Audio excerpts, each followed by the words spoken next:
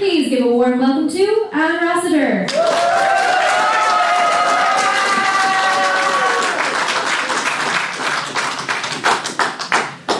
Don't be fooled.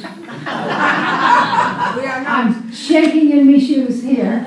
I can't see a thing, I swear. The glasses, I've just had the cataracts done, and these are the old glasses. So I have no idea if I'll manage. So I'm telling you the truth. I'll do my best, all right? Yeah. Old age has its own demands, and it's inexorable, I'm afraid. But anyway, this is unfortunately a kind of a list of things, because I foolishly said I'd do a survey. And it's like doing a shopping list, you know, it's kind of boring and all that. But look, I'm doing it anyway, because given that they've put the stuff around the place, I can't go sticking, you know, stuff on it and say this is not a survey.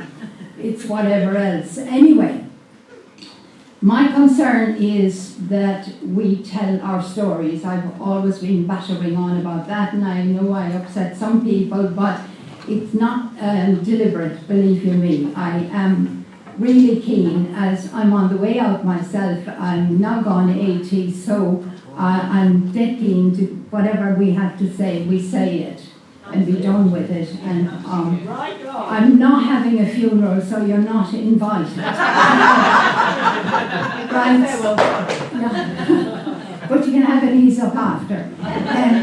So there are many untold stories out there of individuals and collectives, and I'm saying collectives because, of course, we in the feminist movement and in many other movements weren't card-carrying, you know, we weren't all with our numbers. You had to have a number if you were in the Labour Party or in the unions, etc. and so forth. We were free-floating individuals. Talk about individualism. Anyway, we tried to be collective, didn't we? Didn't always work. And I think that those collectives that we're talking about, that I'm talking about here, I've called before, as mentioned them as the alternative Irish community, and I think most definitely there were two going on, even if one didn't acknowledge the other. We knew about each other, but we didn't acknowledge. Their stories of the alternative community range across a huge number of subjects, from issues of identity such as mixed race relationships and families, which is an interest of mine, needless to say, since Gautam and I have been together for a brown man for 50 years. God, how did we manage it? I don't know.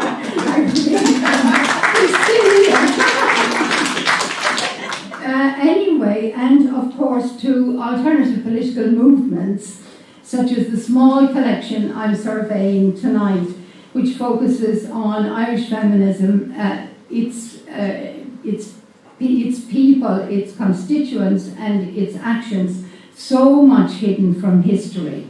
Honest to goodness, I imagine some of the older people here who were around when we were around wouldn't even know we were there. We knew they were there. They were the establishment, but they didn't know anything about us. So now, God help them, they're in for it. They're in for it.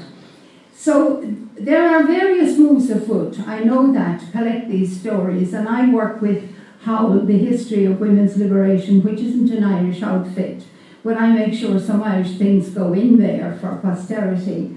And it's an acknowledgement that we can't all be stars, we can't all be Germaine Greers and the rest. We're ordinary grassroots activists. So also, of course, there's the question of time. People like me haven't got it, not that much of it anyway, and still got the few marbles, but they're getting fewer. So I'm really grateful to get this opportunity to, well, when I say I'm grateful, not really, but anyway, thank you. I'm so nervous about this. I'm really grateful to get this opportunity to tell some of these stories tonight, provided by Peter Power Hines. He's the chair of the centre, and he was the one that asked me in the first place, and you could have knocked me over with a feather. You know, I really didn't expect that they would, not particularly me, but anybody of my ilk. And of course, Ross Scanlon has always been a stalwart and has been quite amazing in progressive. Sé Merry Doyle, where is he? Is he gone? Not this there. And Alice Walsh is here tonight. And other centre staff. Listen, thank you very much. And thank you to all of you who turned up tonight on May Day. I didn't expect to see any of you. Happy May Day. What's yesterday? Do we celebrate it anymore? Yeah, we do. And I need a quick drink. Sorry about that. Anyway, I thought I'd just pitch you a few questions first to warm it up a bit.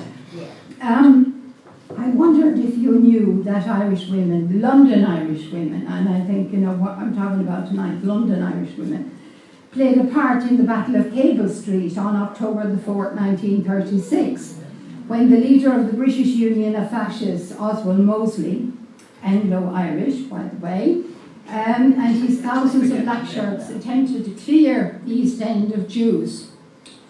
From the flats above the shops in Cable Street, and I used to teach around the corner, so I'm familiar with the way in which Cable Street was divided. It was sectarian in the sense that the Jews were in 2/3 and the Irish were on the other.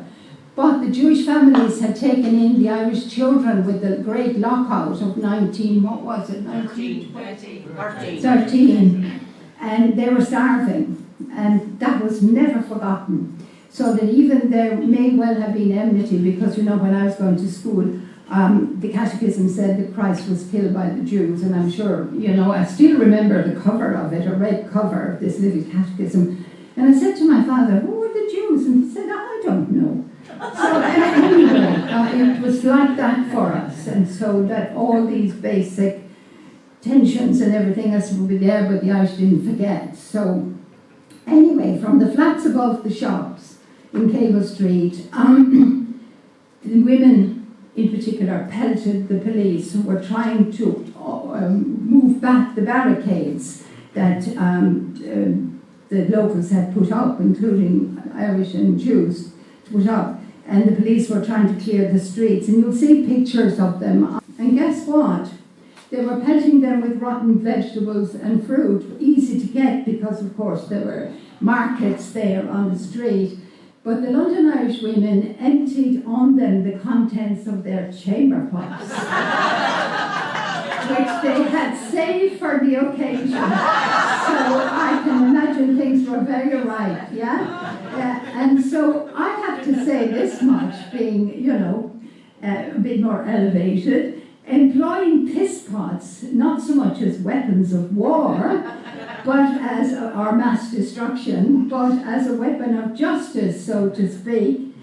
That fact has not gone down in anti-fascist history. I haven't been able to find anything. Does anyone here know anything about it?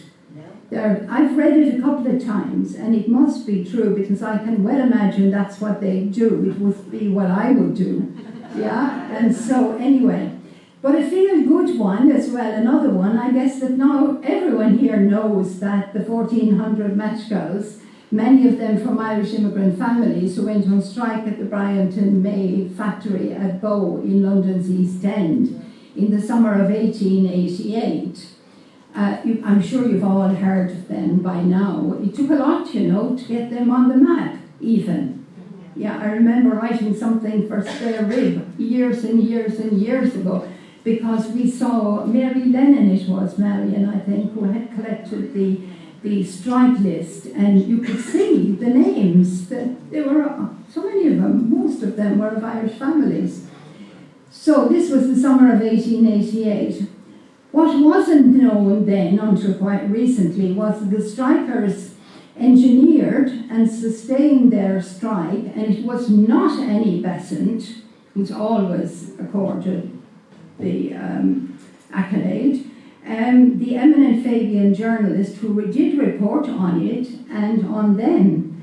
And for this revisionist account of the strike, we have to thank Louise Raw and her meticulous unpicking of the strike and the strikers, recorded in her book Striking a Light. I don't know, probably everyone's read it or looked at it anyway, and it was published in 2009. And all I can say, it was a total revelation. It's not a doddle, you know, it's not Maeve Binchy. It's a bit slower, but, you know, she's done a great job. I think she did it for a thesis, so it's probably a bit elevated before, but she's made it very accessible, I think. And I get bored of academic stuff. Sorry, Helena, I know you're an academic, but there we are. Anyway, cut a long story short, speaking of the contemporary period, and I'm keen for us to talk both about older, you know, in times past, but also what on earth has our generation or generations been up to, and where did we come from? And broadly speaking, I think we could say generally that we were part of the countercultural movement that began in the USA in and around 1964, I think, if I remember rightly, in opposition to the Vietnam War, shades of what's going on now. It was the first war to be televised, and you know, it brought events. I mean, I knew all about the Ho Chi Minh Train, never having been to Vietnam or anything like that. We could sing away all the areas of Vietnam because we were getting them night after night. It was brought into our sitting rooms, and of course the troubles were equally in the sitting room every night. So people walking around telling me that they just didn't know anything about Ireland, and you ask them, do you ever watch the news? And they say, we do, and that would be journalists who'd be pestering you. I don't know, there was a kind of a switch-off mechanism that I'm never, at my age, I've never yet been able to figure out. But anyway, the movement, the countercultural movement, kicked off with demonstrations, pretty much as you see now with Gaza, especially students. But I keep on pointing out that if you look at the pictures closely, you'll see that there are a lot of mothers. And they don't look like revolutionaries. They weren't hippies like us with flowers in our hair and the rest. They were mothers, and the mothers were there not because they wanted to change the world like we did and change the world tomorrow.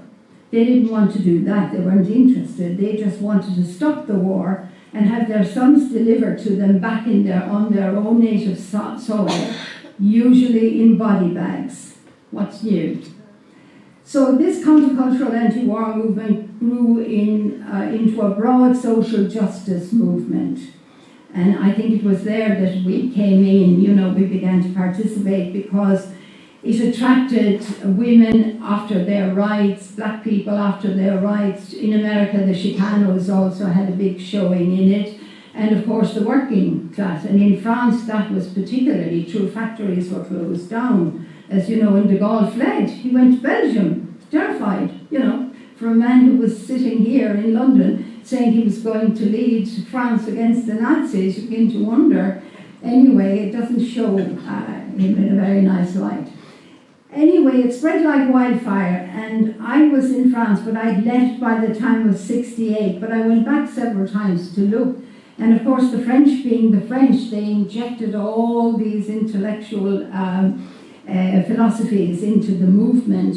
But they did emphasize a lot, and this was true of the Italians as well, and the Spanish, Isabel, right? They gave us all this music, folk songs, and Shay was saying to me, will I sing this? Will I dare? Where have all the young men gone? Long time passing, where have all the young men gone?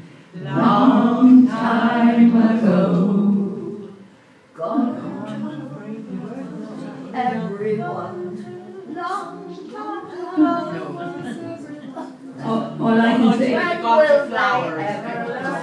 when will they ever learn? Yeah.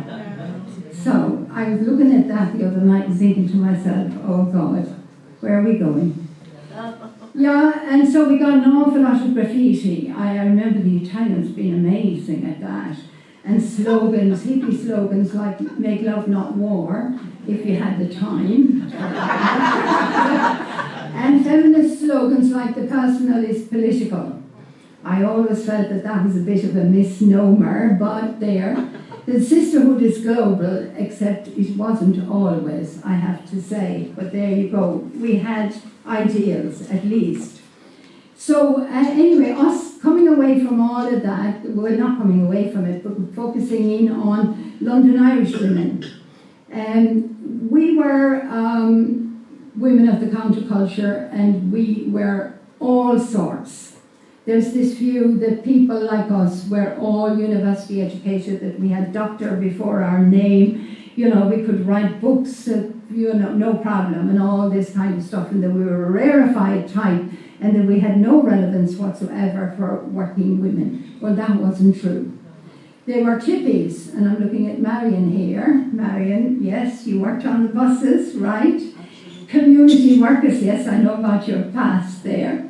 Community workers, office workers, shop workers, nurses, teachers, and there was the odd academic, was there not?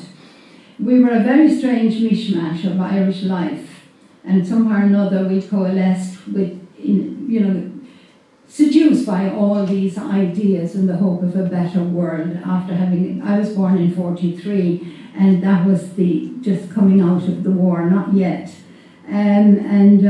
Then, of course, we got Vietnam and the rest.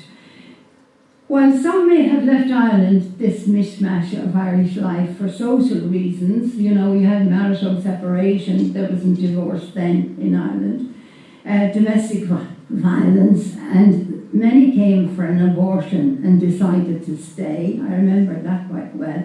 And of course, lesbianism. As Colm Claiborne wrote in Out for Ourselves, The Lives of Irish Lesbians and Gay Men, there were far too many Irish lesbians in one place, and that's London we're talking about here, to assume that they all came here for the good of their health. Yeah, it's a wonderful book, and still it resonates. I was reading it the other day. It's called that, where is it? Yeah, Out for Ourselves, yeah. So, and there were types like me that didn't have serious problems other than a backstreet abortion, and I think that that's what drove me to begin to think outside the box. You know, you really have to, when you nearly died, you have to kind of take stock of who you are, what you're planning to do with yourself. And I had no idea that sex and babies were related. I know, you'll think when I first came here that I should have known. I didn't. So, I mean, what was going on? They were exporting us, and we didn't have a clue. Anyway, the sex was very nice, but the outcome was pretty awful. Anyway, so I didn't want a life, and so many others didn't want a life, started off with babies and all that kind of thing. And all those things, I think, began to be aired in the literature as well. Like so many people read Edna O'Brien, The Country Girls, you know, and I remember being quite shocked myself reading it, that she was so blatant at the time. But of course her books were burnt in her parish. Yeah, we couldn't let that pass, would we? So what I think we shared in common was anger. I was very angry, and I was angry over Vietnam. I'm angry now still when I look at, we've learned nothing, absolutely and utterly nothing. And we were angry about Northern Ireland. How could you not be? How could you not be? We were looking at it every night. People like me, you know, you can call me a revolutionary tourist if you like, I don't mind, but I went back and forth to Belfast because I knew nothing about Northern Ireland. And I went and saw for myself. And we were moved, I think, collectively to do something about it. And Nettie is here. Where's Nettie again? There. Hello, Nettie. You and I were part of the early crowd that met at Kingsgate Women's Centre on the Quex. Well, if it wasn't in Quex Road, it was Kingsgate Road or whatever it was, around near Quex Road Church. We were in good company there. And we talked and talked and talked, didn't we? We were looking at things like the attacks on the civil rights movement in '68 and the Loyalist and RUC invasion of the Falls and the Battle of the Bogside. And that certainly was on the telly every night because Bernadette Devlin was in the battle. She was lobbing Molotov cocktails, and she was an MP at the time. Can you imagine the horror? Yeah, of it. And internment, I think we were very angry about as well. At least I was, because I knew people I knew women whose husbands were interned. And then, of course, to top it all, we got the disaster of Bloody Sunday. And that was a strong message to us that the Brits were not going to allow civil rights, and they had been entirely peaceful. And I had been on some of the marches, and I didn't see any violence any more than we saw violence. Gautam and I, at 80 years of age, we've been on the Palestinian marches, and it's being reported that people like us are part of a mob. But anyway, it's not the first time I've been told that, but anyway. So we were naturally up against the British state. We were here. They were the power in the land, in the British Isles. And I had been in Belfast when I saw absolutely every 10 seconds a soldier with a gun. Did you know that, I was looking this up yesterday, that in 1972, 28,000 troops were deployed in the streets of mainly Belfast?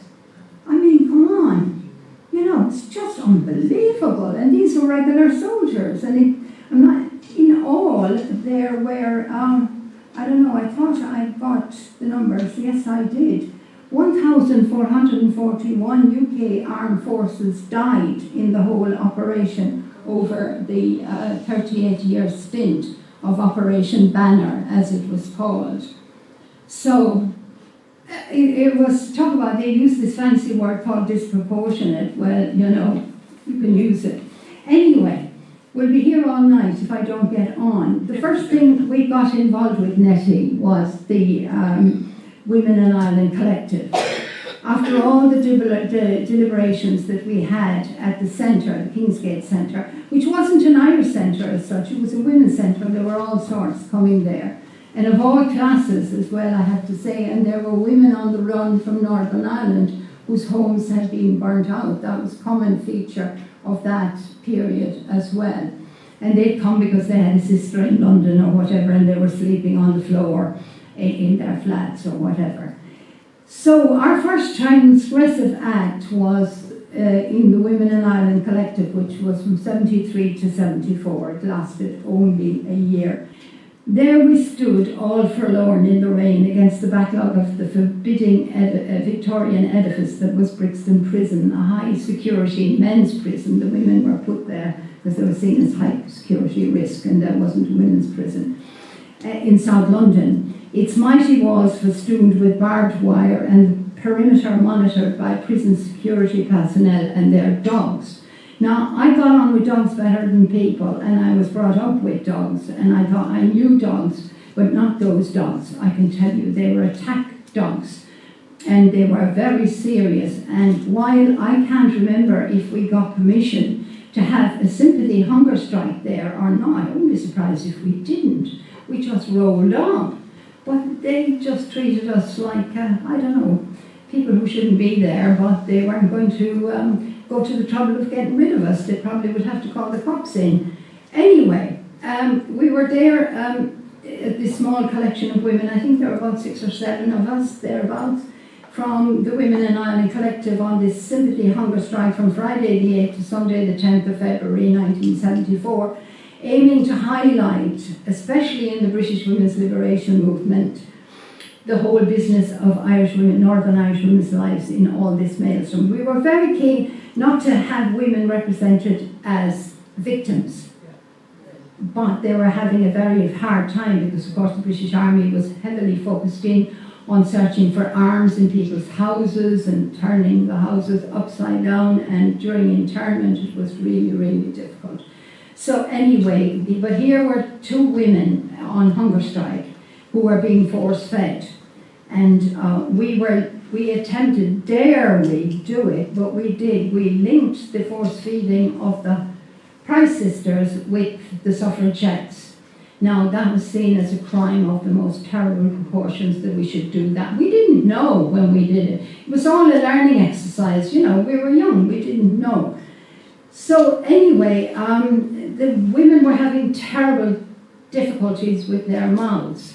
Their teeth began to break as this apparatus, I think I have a picture of it here. There it is, can you see it? Yeah, and that's quite a lot of stuff to be shoved down your throat, isn't it? Anyway, and they developed anorexia nervosa and all sorts of conditions, and psychological. You probably read their histories thereafter. It's been very unhappy lives. Anyway, so we linked the two, the suffragettes and them. And the problem here was, of course, that even though the Price Sisters identified very strongly with feminism, but they were part of a 10-strong provisional IRA, that's the PIRA, the Provisional IRA bombing team, apprehended after having planted 4 car bombs at various sites in London on International Women's Day, March 1973. Now, the problem is that 265 people were injured in the bombings, and 1 person died later as a result of a heart attack brought on by the explosion at the Old Bailey. 8 of the team were given life sentences, including the Price Sisters, and in a bid to secure political status and transfer to Northern Irish jails to serve their sentences, the sisters and fellow prisoners, Hugh Feeney and Jerry Kelly, commenced a 206-day hunger strike, which resulted in the women being force-fed in total 167 times over 203 days. And that was pretty rough. I remember we put up Mrs. Price a few times, the mother, and she was a widow by then. She had a very serious heart condition and no money, and they had to try and keep coming. Claire even had to give up her job. That's the eldest sister, that picture there. Had to give up her job in order to bring her mother over, because the mother was broken-hearted.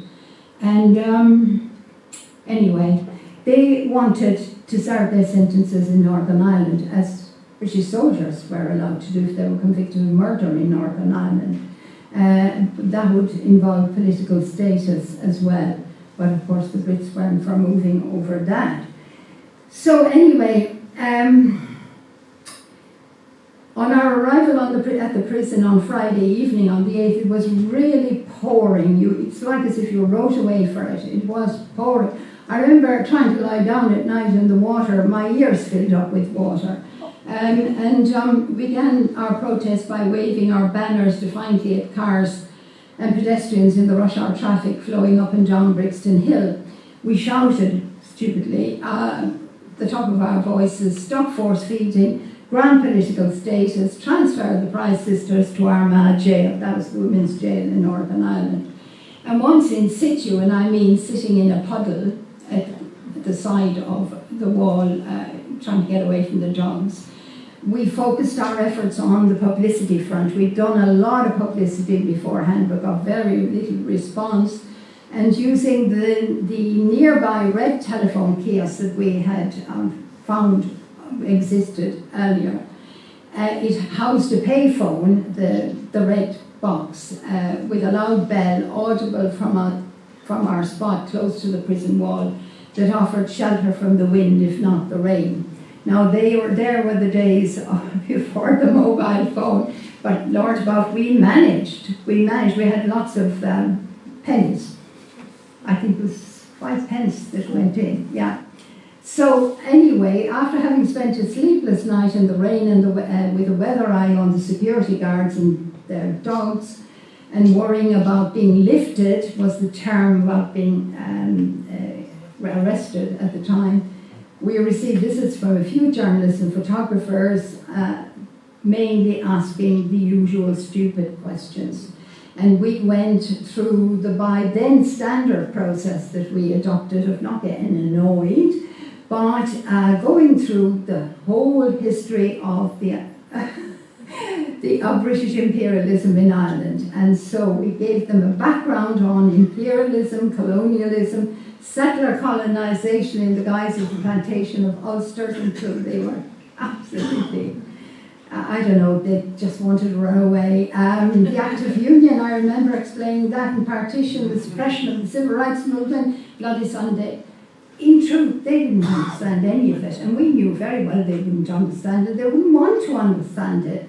And they seemed to us not to watch the news at all, and they certainly hadn't ever read a book about Northern Ireland, but some of them had read books about South Africa, which we talked a lot about. It was kind of an education going both ways, and we were open to the education, but they were not. But it passed the time. I mean, you could hardly be reading The Guardian there with it pissing with rain, could you? And watching the dogs. Oh my God, the dogs, I still remember them. They were very large. But they were on these chains, and you'd hear all this chain rattling, you know. And what they really were after, and the Times carried something about us and about these sisters, that we were nice, you know. We were young and we were very well educated, they thought, and feminists to boot would protest, you know, who would people like us be protesting against bombers? And why were we trying to get sympathy for their plight? After all, they said, and they were well up on all of this, feminists were all pacifists, and they wouldn't touch the IRA with a barge pole. The kind of thing that's been said about people on the Palestinian marches at the minute. They couldn't accept the rationale that we were there because Britain had, as the major operator in the whole business, had signed the Geneva Convention, I think it was in 51 or something, which prohibited the use of force feeding. And we were protesting against its violation and the consequent effects on the prisoners. And if they were sensible, and one of them had died, they would have had a Republican martyr on their hands, big time, the first woman to die an IRA woman to die, and oh my God, that would have gone round the world, you know. But they didn't seem to think about consequences. And so we stated to them very clearly that we did not, that the collective did not have a position on the bombing or the bombers. We were a broad group, and people were entitled to have whatever views they had, but these were personal views. But I don't think any of that washed at all, and the only thing I can say is plus ça change. Anyway, what time is it now? We have a lot, and I have to put it. No. Wait a minute, what time is it? Well, we get turned out like at the pub. It's 20 to 8. Anyway, I think that if I tell you about the first group, you'll get an idea of what was happening all along thereafter. And I'll do a little bit to give the profile of the different groups. It wasn't the end of it, however, when we went home. Spare Rib had published a story about us, and about these pictures come from Spare Rib, one of the articles that they'd done. There we are. Yeah. Oh yeah. Yeah, look at us, my God, that's me, the second one from the right. I don't know what you could say, but we were very shaken and very hungry. There were others, but there were a few mothers among us who had to go home and look after the kids, you know, the usual story. Anyway, and we didn't get lifted there either, so we went home. And there were a number of letters in response to that article, and oh my God, they were terrible, really terrible. I object to use soil engineering of the suffragettes.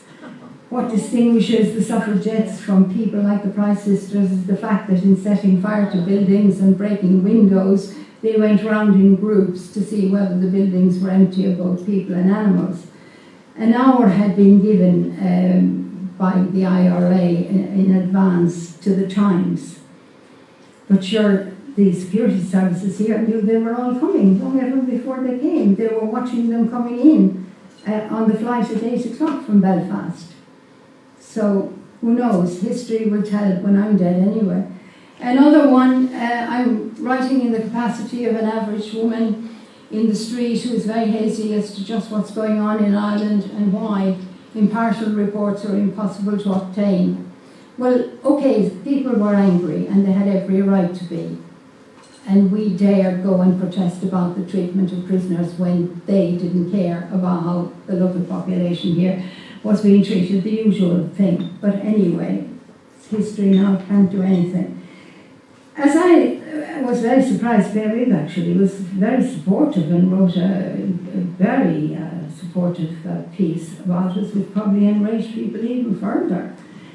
But the general tenor of the thing was that in the women's movement we began to be persona non grata. And I have been referred to, I don't know about you, Marion, and anybody else who was around at the time, I'm usually referred to as an internationalist, a feminist. Yeah, right? Yes, I don't know, never a part of the British movement, even though I've been working in it since it started. Anyway, I have a whole list here of things, what could be the reason for the responses, the totally negative responses. And the fact that one of them I'll read, which is that British people, it is said, are committed, generally find the notion of armed resistance or violence not sanctioned by the state hard to accept. You know, people would accept that or not. Especially as with Ireland, the fact that it's close to home makes it far more difficult for some reason. Fighting is left to professional armies. However, this person, who was Liz Curtis, the writer, anyone old who remembers Liz, yeah, she said, how much did British people hear of the 53 counter-revolutionary operations worldwide, which the British Army admits to having fought between World War II and its reappearance on Irish streets in 1969. And that was a letter from Liz Curtis in Spare Rib, and they published it. I was surprised. But anyway, the big thing that people say to me still, and I work with British women, and Ireland is never mentioned, right? Except by one or two. I don't know if you can believe that. This is a long time, it's half a century, yeah? Maybe it's something wrong with me, I don't know. But anyway, Nettie, you mention it. Where are you gone home? No, you're not. I tell you, it's not mentioned. You mention it, you were there with us, but anyway. But everything came to a standstill after the Birmingham pogroms. You remember? That was terrible on the 21st of November 1974 when 21 people were killed and 183 were injured. The situation in Birmingham was pretty rough. Petrol bombs were thrown into a number of Irish clubs, here in London as well. And 30 factories in Birmingham closed down because factory workers became involved, Irish factory workers became involved in clashes with their English counterparts, and cops were called, but it was all too difficult, so they shut the factory down. And it wasn't the only factory. It was a really bad time for Irish people, and you know, you were questioning every time you moved. I remember going to work and the train stopping as it used to in those days at Earl's Court, and the doors open.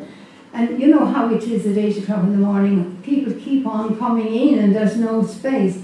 And I had the foolish, I foolishly said to the guard who was standing outside, when the hell are we going to move? And he said, Madam, we'll move when we've removed what your lot have left on the rails. Didn't find anything, but it was rubbish, it was. But anyway, I thought I'm never going to open my mouth again about you. No, couldn't. So, then of course we got the full panoply of anti-Irish racism. There was a lot of work that was done around that because it was argued that only black people could suffer from racism, and you know it's a continuing debate. Diane Abbott has been involved, and Whoopi Goldberg over Jewish people with Whoopi Goldberg. I don't know about Diane, who in fact she had in mind, but it put her out of the Labour Party anyway. So we had a lot of debates about all of that, and a book by Paddy Hilliard from Belfast wrote it, and it really was helpful. And we were all questioned, and not only was I questioned, and they came to the house, they kept on coming to the house, and they kept on meeting Gautam because I was always out. And they used to look at him, I think, and say, "Where is she?" And anyway, I got fed up with it, and so I picked up the phone and I rang the bomb squad and said, "What do you want?" I'm really angry with them, keep on coming around and bugging people and never saying who they are. And so I said, "Well, if you're coming around, can I please have your numbers in advance, and we can have a cup of tea and we can talk about it." So you were at work and I had the day off, and I got a local builder to come in and sit with me. I was terrified that they were going to take me off. Anyway, they spent the whole time looking at my books, and none of them about Ireland. And they said, "What have you got all the books for?" I said, "Well, I read them, in my spare time, whatever that is." And they went. So they were confused because I was middle class. They had a profile of people that I had to be working class and you had to be wild. Well, I was wild, and not all that working middle class, I can tell you. But anyway, out of Paddy's book last night, I was looking at, in 1985, 55,328 people were questioned for under an hour. That was the basic one, could be questioned for less than an hour, and if they didn't come up with anything, you were let go, and most of them were left go. And I had experienced that at the port as well. I think it was at Gatwick. And my daughter was with me, and she had a British passport, and she was taken to one side. And I was really worried, she was about 5, I think. You remember? Yeah. Anyway, you don't, but never mind, it happened. So anyway, needless to say, women in Ireland disappeared because of the situation. Really and truly, I don't think that all of the groups suffered really, really badly, and that went for Troops Out. I was in Troops Out as well, and very much in favour of their programme, that we get the troops back, or at least back to barracks, and then start talking, because of course it was a red rag to a bull. So anyway, we got then in 1976, we got Women and Ireland, and I won't go through, the profile was pretty much the same. All women, not card carrying, it was a non-hierarchical group. However, I have to say some of us were more dominant than others, but I think we all meant well. And there was a sense of continuity, and the women's movement was expanding, so we were getting more people from Latin America who had experience of similar situations. There was a woman from Argentina, I remember, in the beginning, and a woman from South Africa, a white woman who came, and I know that a few times she had her tires deflated, she had a car, because that meant we were being watched, And so you would know all this being watched, and no wonder we had difficulty trying to hold on to people when they came to join the group. And so our main thing again was to highlight the situation of women, and we did that I think as successfully as we could. We had lots of exchange visits. We arranged visits. More and more women were getting arrested in Northern Ireland, and we began to arrange visits, but only slowly. And we were making, I think we were beginning to make connections with women in community groups in Northern Ireland, in health, welfare, domestic violence, and harassment from the British Army. I remember talking to women in various centres in Belfast. The Armagh Group. Of course, more and more women were being incarcerated, and the situation in the prisons was getting absolutely dreadful. I remember this bit here. In November 1982, the new governor of Armagh, he instigated a regime whereby women prisoners were strip searched before and after every court appearance, which could be very regular. Home, occasionally if your mother was dying, you might be left home for an hour. You were heavily searched on either side. Hospital visit or inter-prison journey, and there were a lot of them. This was perceived very badly by the prisoners, who felt that it was another attempt to further criminalise them, that they were carrying contraband.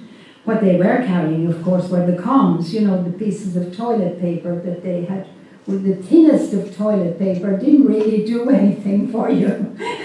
What it was meant to do, the toilet paper, but it had a shiny surface and it was very good for writing messages on.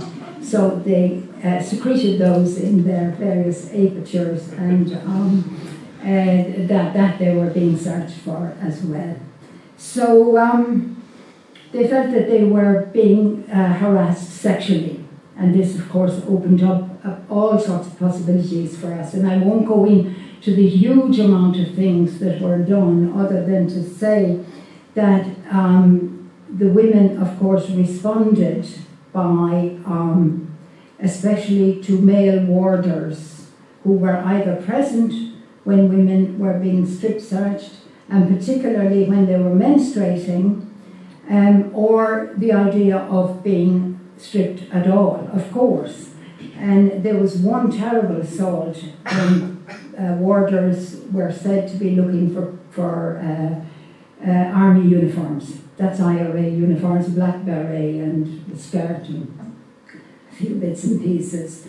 And women responded, the prisoners responded with refusing to slop out.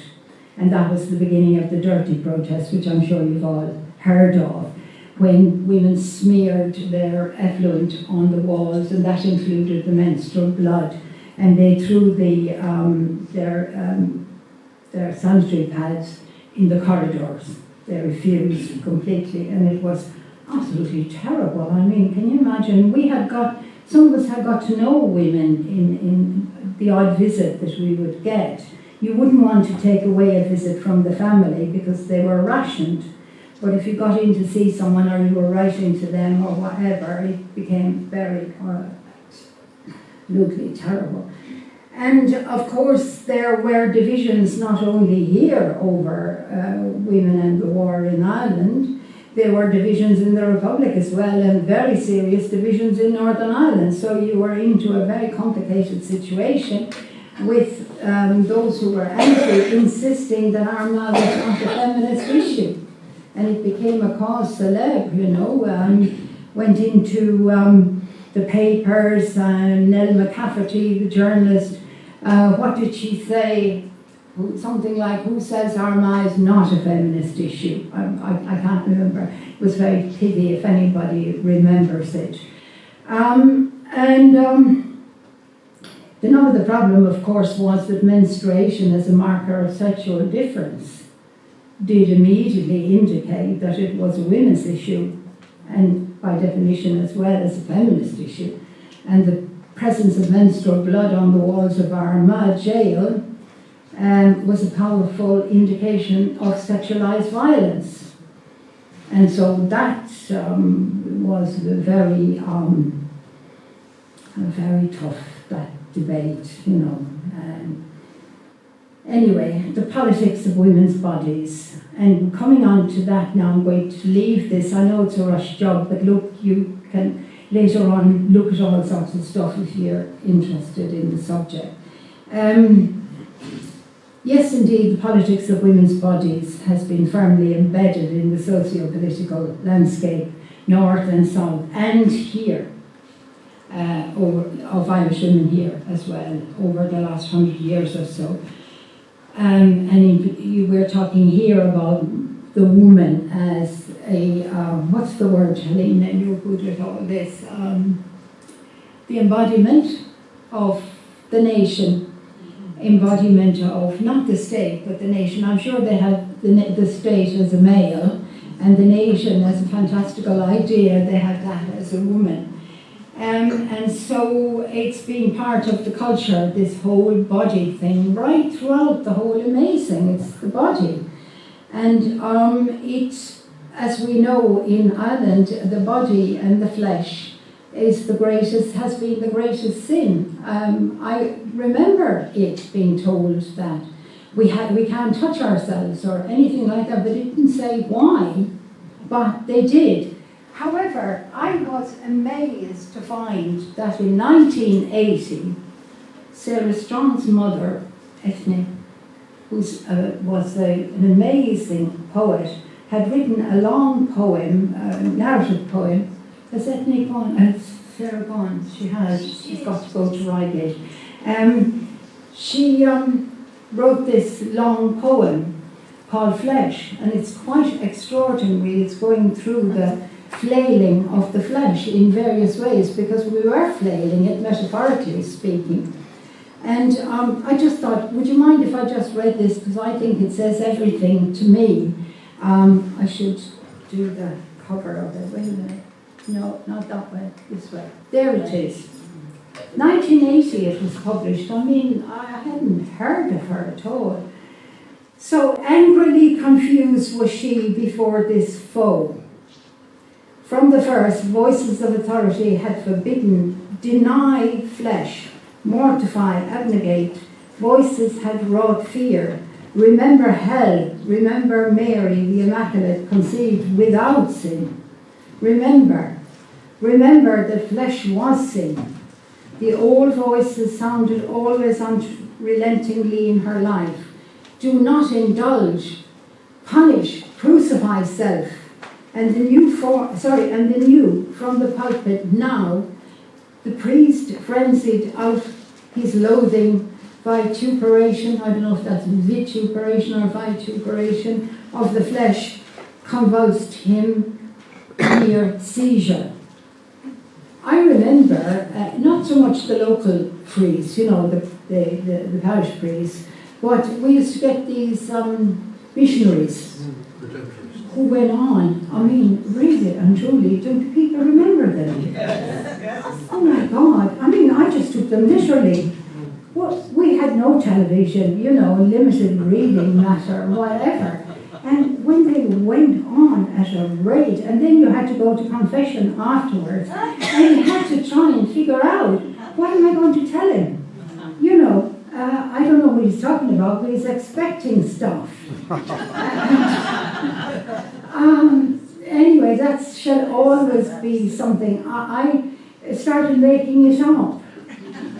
And I imagine if you were brave and not a proud little girl like I was in a small village, an only child, where every move was watched, and you had to conform. I can imagine if you were a city girl with an idea of being out there in society, you could have made a fantastic story and done a play on it, and that was your confession. But anyway, I found this, and it was really quite something, Sarah's mother's poem. It really deserved to be reprinted. The fact, of course, then we came into the realm of women's bodies, that as soon as they became pregnant, their bodies were no longer theirs. Yeah? And the fetus was granted equal rights. So you had a legal tussle as well going on, and of course there were cases that were taken, and believe you me, and I know you know anyway, that it's already starting up again in certain states in America, that particular, who owns your body, who owns your uterus, right? So this obsession with the flesh and with sex and the rigid control by the Catholic Church has been witnessed across the world, is now emerging somewhere else. And little did I know that in 1980, when Irish emigre women in Britain were attempting to chip away at the wall of silence that had been set up around women's bodies, that we were busy trying to form a supportive service for Irish abortion seekers in Britain. That Ethne had written. She was from West Limerick, I come from Limerick myself, and she comes from a small town, and she had written this narrative poem called Flesh, which was like taking a sledgehammer to that wall. Anyway, I got involved when I came back, when both my parents died, and it was one of the most amazing experiences I've ever had, meeting women from all areas of Ireland, north and south. And terrible stories. I couldn't understand how the state could be so cruel. Really, so hard. Met a lot of women as well who came from loyalist backgrounds, which I would never have normally met. And them sizing me up and me sizing them up. But nothing was ever said. I remember there was one woman who brought her daughter in on the first flight from Belfast, and they were held up under the PTA at Heathrow. And they weren't coming to stay with IWASG, but the mother had our number, and I was on duty, that is. And so I pelted down I'm on the Piccadilly line that goes to Heathrow anyway, so it wasn't too hard. And I went there and had to bring out all the charm, you know, which you really have to manage. If you've been in a convent boarding school, you're very good at it. You can conjure it all up, and being terribly concerned about the airport police having to deal with something like this, etc. and so forth. What a liar I was. Anyway, they were held because they wore leather coats and looked a bit wild. They had a motorbike, so they had leather coats. Not that they came in a motorbike, of course. But anyway, I remember the mother, I took her down for a cup of tea. The daughter never said anything. She looked about 14 to me. They had a cup of tea, and the mother kept on saying to me, but I kept on telling them, that's the police at the airport, we're not IRA, you know, we're from loyalist background, we're British. And they just didn't understand what was going on about it. And I said without thinking, but sure, of course they didn't. We're all paddies over here. And she looked at me, and like centuries were passing between. I know it sounds very dramatic, but honestly, that's what I felt. And she knew what I meant, and I knew what she meant, because my accent is going to give me away straight away. And so we left it at that. Anyway, things like that you came across that were very poignant. You could write a book about it, all those encounters, but it's very difficult, and you have to worry about people being recognised, you know, in the stories. So anyway, I think that even though I have no time for philanthropy, I'm a socialist and I believe the state has its duties in that respect, but I think that IWASG and SWASA were subversive philanthropy, and that in our own way in doing what we did, that it confronted the Irish state. And as time went on, we began to branch out a bit more, and we set up, a couple of us set up IASG, where we completed a survey of Northern Irish women coming to clinics, which is really hard to do, because you have to go to the clinics, you know, and they just come in the morning, and they're in a high state of tension and all that, and you have to ask them these stupid questions for a questionnaire. Anyway, it was for a reason. You know, this is what you have to do. Mary Stokes published it, and I was determined to get it launched at Stormont. I thought, F them, anyway, I'm going to get it launched. So, got it launched. A terrible job. You've got to get 2 political parties to support it. Had to trail around Belfast with cap in hand asking, and finally got a couple of parties to support it, minor parties, and it got launched at Stormont, and we were inundated by people in black with crucifixes and all that, and the whole business. Look, it makes great copy. Look, got all over the place. We got on RTE even, yeah, etc. and so forth. As long as they weren't going to kill us, we were all right. And then I thought, nobody else would have thought it at the time. Comedy wasn't the norm around these kind of issues, so I decided to make a holy show of myself, and I did it and took to the board. I mean, look, nothing venture, nothing gained. You have to pay yourself. So, it's, as you know, Jim, yeah.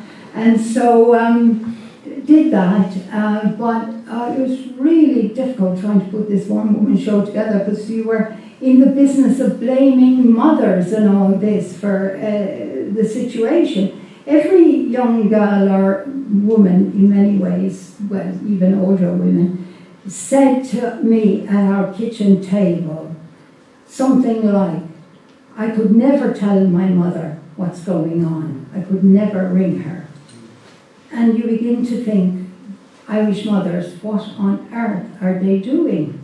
You know? So this all became difficult to try and find terrain that you could tread softly and not upset people. At that stage of the game, Helena was busy not upsetting people and trying to get the message across. We'd been at it for almost what felt like a century.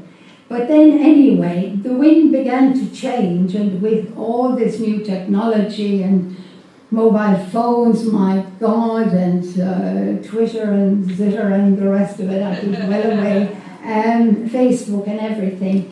Wait a minute, we got Imelda now. We did. I think that was, for me, the biggest thing, because I'd sweated blood trying to put something together. And then Helena Walsh and Tressa O'Brien, who lives in Ireland, in Galway, they put this thing together and we joined. And that's it in our first adventure. And that was outside the Camden Irish Centre. And even though we're all laughing there, I was shaking. As we walked into that affair. Do you want to tell us about it? I do believe at the time in the Camden Irish Centre, and it was International Women's Day, they were having a conference run by so-called radical Irish clerics called Dissonant Voices of the Irish Diaspora. And we thought, well, we should maybe go and contribute our voice. So we stormed the conference with our suitcases and we went up to the top and we spoke very clearly about the need for reproductive rights on the island of Ireland, and called for them to consider that if they consider themselves radical. So I said my belly is mine after, there we are, that was Imelda. And to let you go, I thought there was a few more there. The Knickers for Choice. And we had that was put on the gate of the Oireachtas, wasn't it? Also, I saw a picture of a very fancy black number put on the Vatican gate. Wow.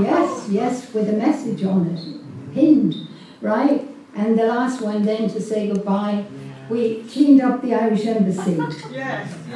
And we did a skit on John Wayne and Maureen O'Hara, the quiet man. So we became the quiet women, and we no longer the quiet women. Then we put up a clothesline and hung our knickers. We didn't take our knickers off. No, we didn't go that far.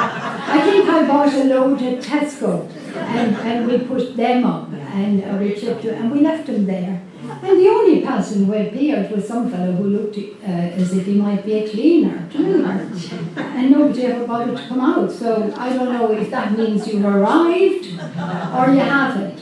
But anyway, from my side anyway, Sinead, and thank you very much for listening to the ramblings. And I hope, honestly, that you'll encourage people to write their stories. It's 1,000 words if you wanted to write for Howl, but there are other repositories as well now.